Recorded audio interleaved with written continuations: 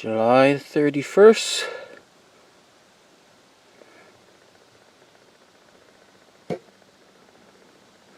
Dill's Atlantic Giant.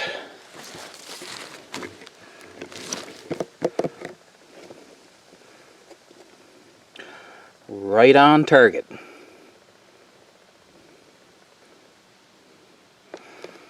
Well, the plants are still small. Zoom you out here.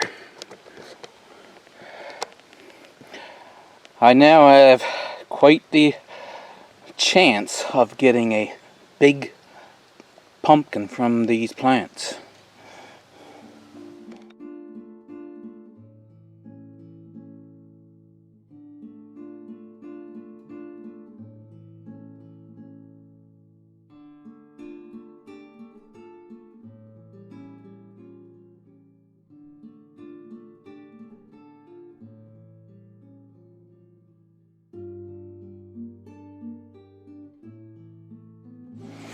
Since this will be the first harvest of golden raspberries, I'll give you a close-up first.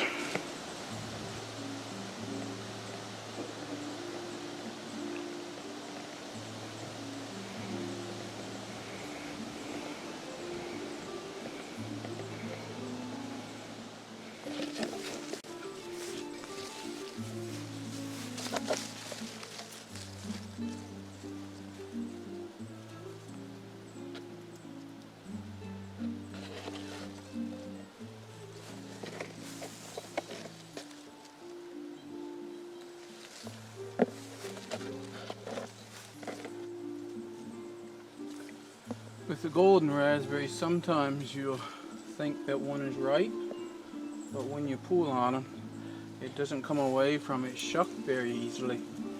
That means it's not quite ripe.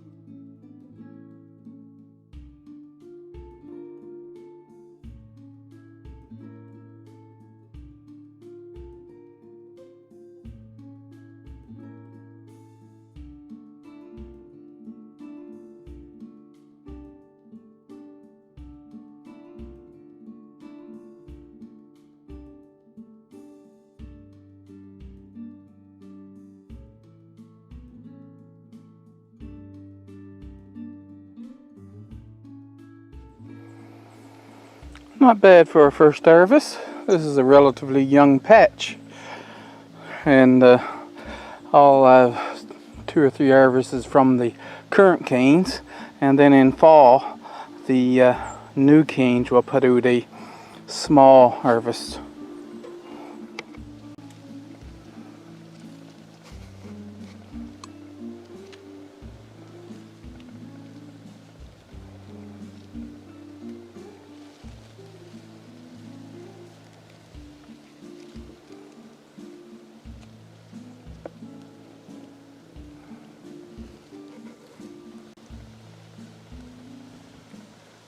Looking like the cherries are all ripe.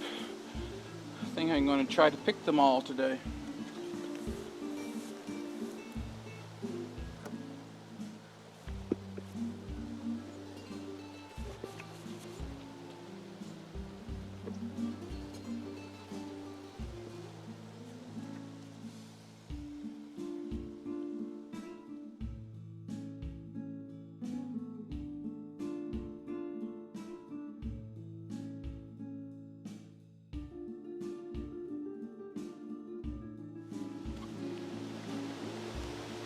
Good morning, it's 7:30, 7:45, somewhere around there.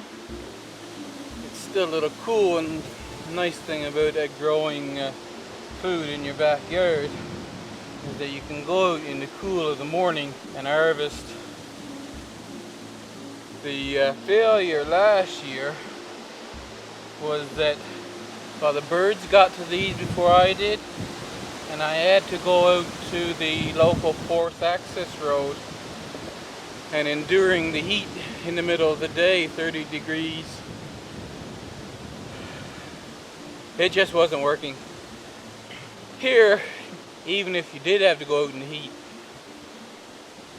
you can harvest until you are getting kind of exhausted, and then you can go in and protect yourself in the cool of the house for a little bit until you recover, and go out and pick some more.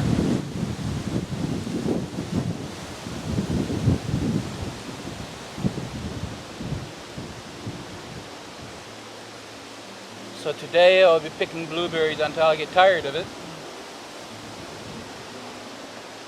Then maybe tomorrow I'll do some more.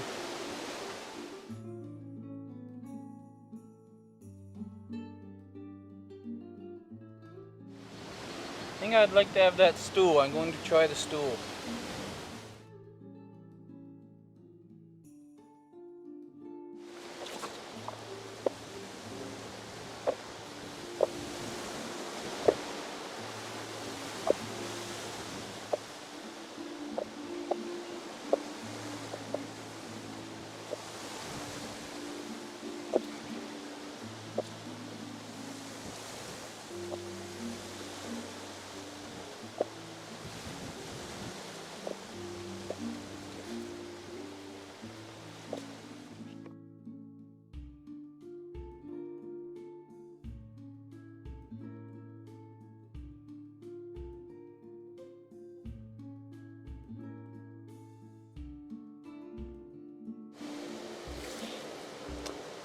Try and pick your blueberries clean, less work later.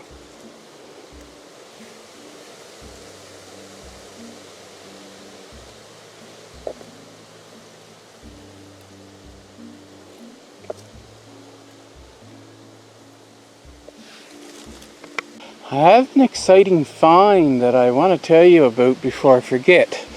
You see this tree? That's your service berry, Saskatoon berry. This is an unripe berry here. And I've been talking about a fungus that gets into the blossoms. And this is how the berries turn out when it's infected by that fungus. Now the fungus goes back and forth between the service berry and juniper. There's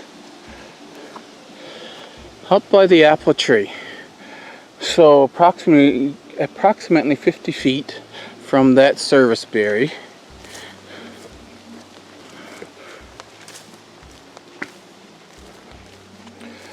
see, here's the prostrate juniper,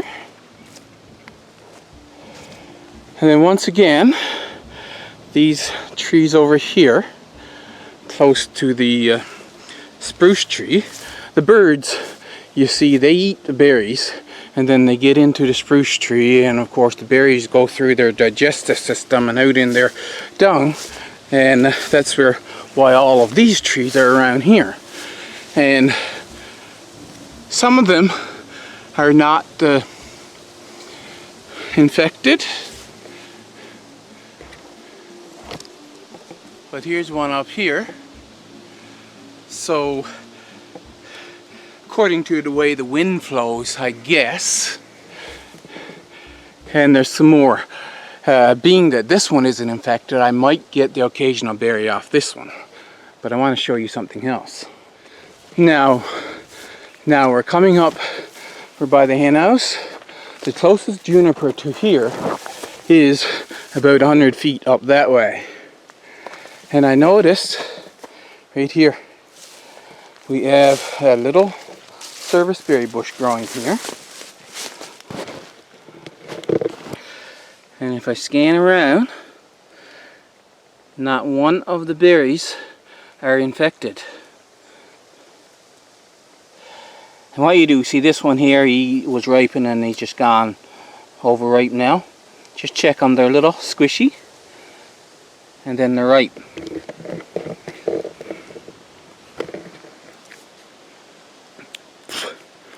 And boy, are they delicious. So what I'm thinking is, considering that this one hasn't been infected, that if I remove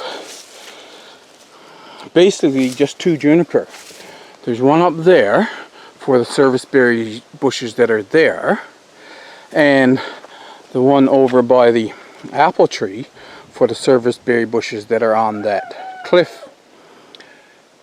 I should be able to get quite a few service berry then come next year. So something else, I need to get a mushroom identification, because there are 4 or 5 different mushrooms growing around here, and the only one that I know is edible is the fairy ring mushroom, and I know of only one spot for that.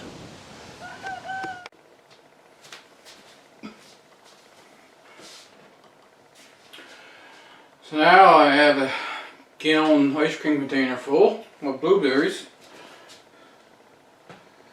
This weighs a total of 2,063 grams, minus 95 grams for the container, or 4 pounds 8 ounces, so about 4 pounds.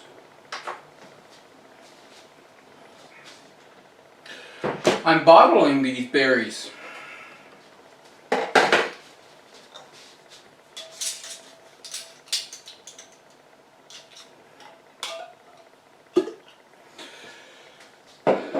My mother used to put blueberries in 1 liter containers, but there was 9 kids and 2 adults. It's just me, so I'm putting them in the smaller containers. Funnel always makes it easier. And remember, I picked them clean, so now it's just a matter of taking them out and dropping them in the bottle. Blueberries are nice because they just go down fairly well packed in, because they're round spheres. Whereas raspberries, as you know, you need to pack them down a little bit. Not too much if you don't want to squish them.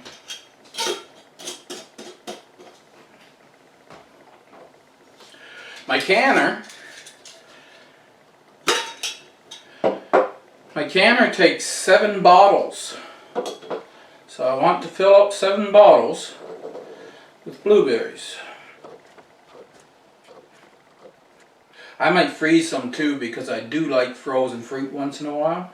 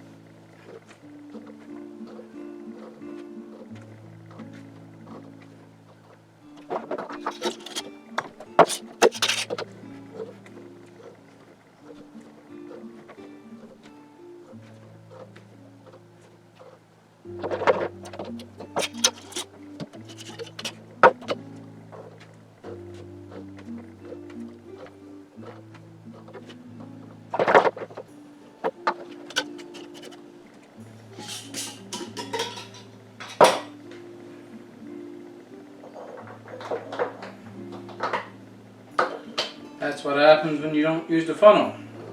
Berries goes everywhere.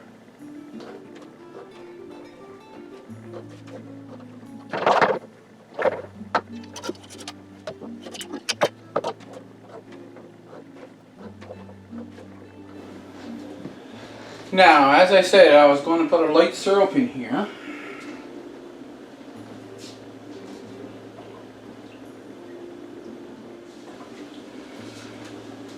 I'm just learning canning, but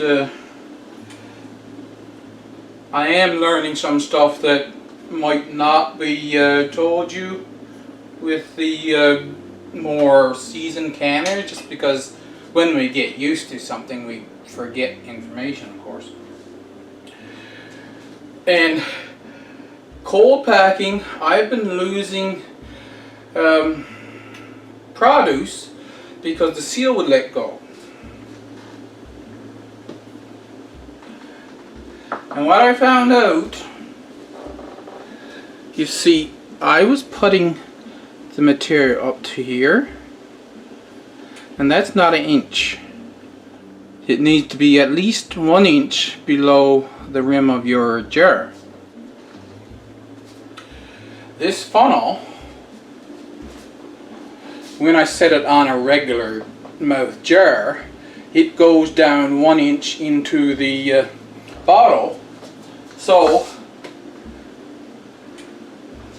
I put that in there and I bring the berries and the syrup up just below, almost touching that funnel. There you see.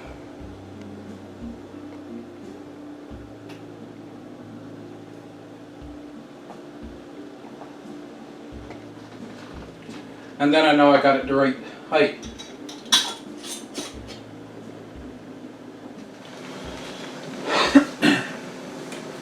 I had some raspberries in the canner while I was filling up the bottles of blueberries.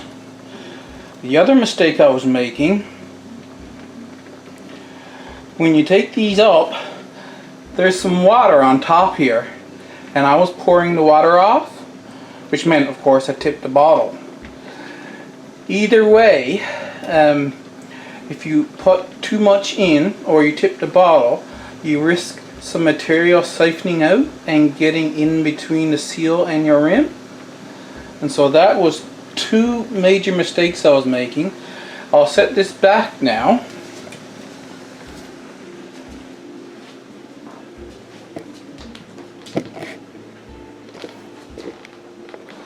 On the counter. This is a wooden counter. That water will evaporate.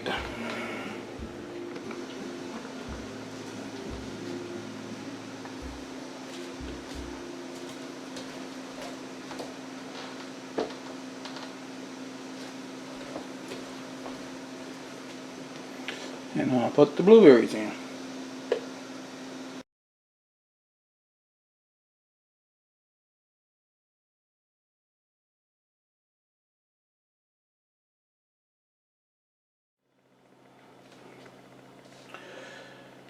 Two rows of 9 bottles is raspberries. That's the red raspberries. And I have 2 bottles of golden raspberries.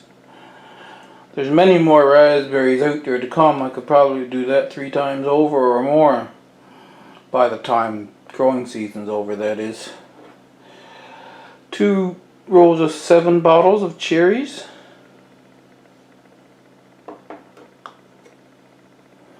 Now 1 row of 7 bottles of blueberries.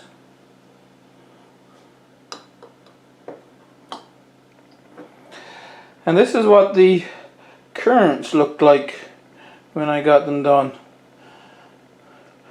They're basically all come apart and as a mushy dark blue liquid.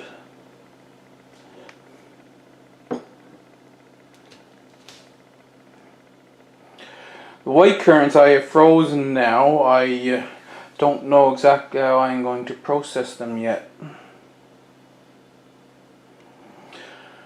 Hope you enjoyed the video. Hit that thumbs up and make sure you come back for more.